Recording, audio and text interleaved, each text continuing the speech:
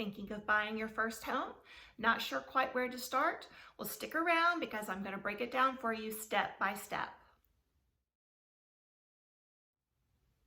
One of the reasons I love being a realtor is because I genuinely enjoy helping people. And the process of buying a home, well, it can be a little daunting. There are a lot of things to consider when thinking about buying a home, and perhaps it's your first time to buy a home. And so you really don't know where to begin. I know for me, I don't think I had a true clear understanding of it myself, and that's part of the reason why I want to do videos just like this. So the first thing I want you to hear me on is that you really want to start by finding a lender. And this is critical because you need to know what you're approved for. Now, when you're renting, it's pretty cut and clear, right? You know the rent's going to be $1,000 a month, and you know how to budget for that and to figure out whether or not that will work for you. When you go out to look at homes, you're looking at a total cost of the home, and that's not going to break itself down automatically for you to figure out what your actual payment could potentially be. So by finding a lender, the first thing is that they are going to ask you for several things. They're going to need to see some of your pay stubs. They probably are going to ask you for previous year's taxes, and they're going to take a look at that and help determine what you are pre-approved for in regards to your loan. That will be the starting point. But you also want to start asking your lender many questions. You want to ask them to draw up various scenarios for you. If you put X amount down, what would your monthly payment be up to a certain amount? Perhaps you're thinking about the difference between a 15-year mortgage loan versus a 30-year mortgage loan. And the different interest rates themselves greatly affect what your monthly payment is going to be. So you want to make sure that you have a lender that's available. You want to make sure that they've given you their cell number, because oftentimes it's not just needing that pre-approval letter to kind of help you get started, but once you finally have a home that you want to put an offer in, we have to go back to the lender and get another letter specifically to the offer price that you are making on a potential new home.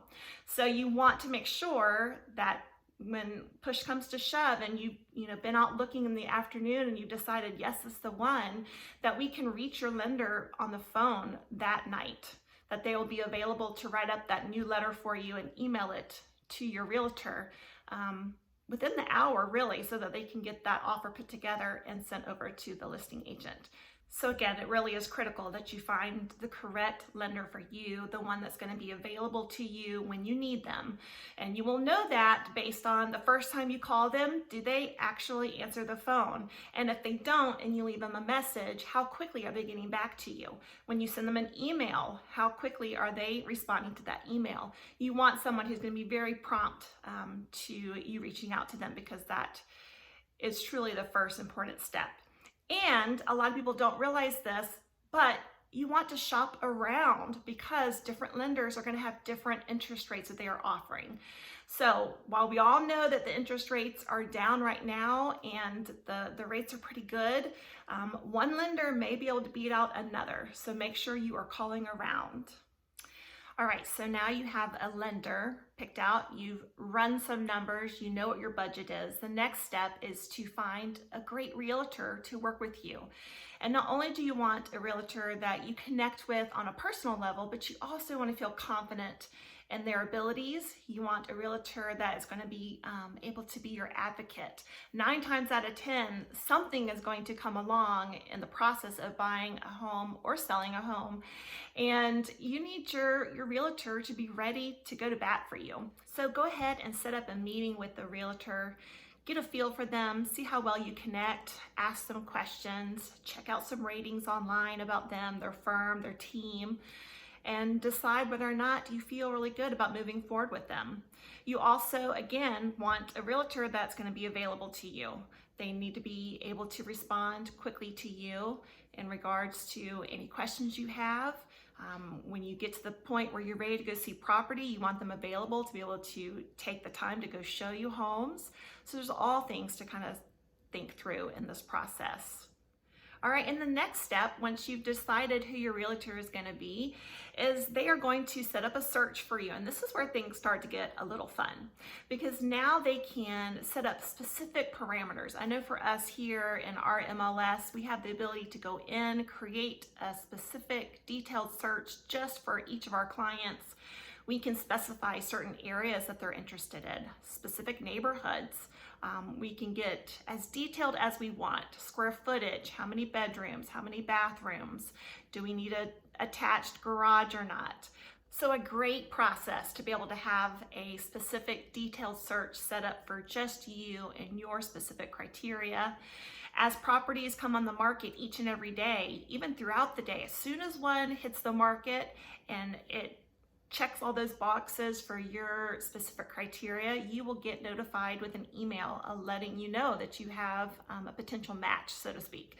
And now you get to see those properties come in. You'll get a better feel for the areas. You will get to see some of the features they have. You'll get to look at pictures of them. And as you narrow down your search, this is my favorite part because now you're going to let your realtor know a certain amount of homes that have hit the market that you really feel could be a good match for you and your family.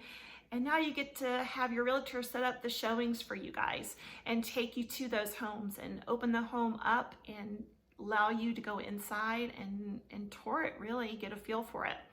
And as you start going through these homes, at the end of them, before you walk out, stop and ask yourself, what are the pros of the home? What are the cons? What things did you really like about the home?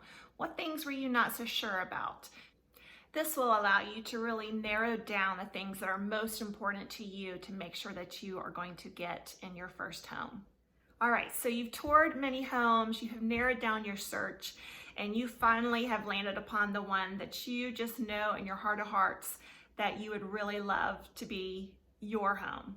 And so you and your realtor will discuss this at length. Your realtor is going to call the listing agent and let them know, hey, my client loves your home and we plan on making an offer. It's important to go ahead and give them the heads up just in case there might be other potential offers also coming in. You don't want to miss out.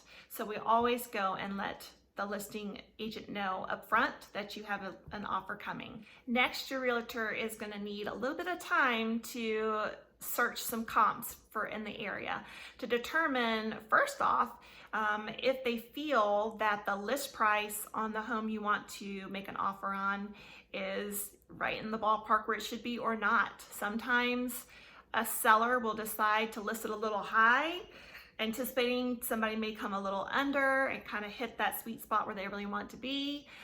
Other times they're dead on because they really are anxious to get it sold and the realtor helps them establish the correct price from the get-go. So your realtor is going to want to do a little bit of investigating and check out some comps and help you in that regard. They're going to give you some advice to help you determine what a true solid offer would be. And they're going to give you what they think would really work to get you the house. Now, ultimately, it is up to you to decide what that price point is that you want to offer. It's also up to you to decide whether you want to ask for any closing cost assistance or not. Once you have determined what that is going to be, what your actual offer is going to be, next comes a lot of paperwork. Things for you to initial, pages for you to sign.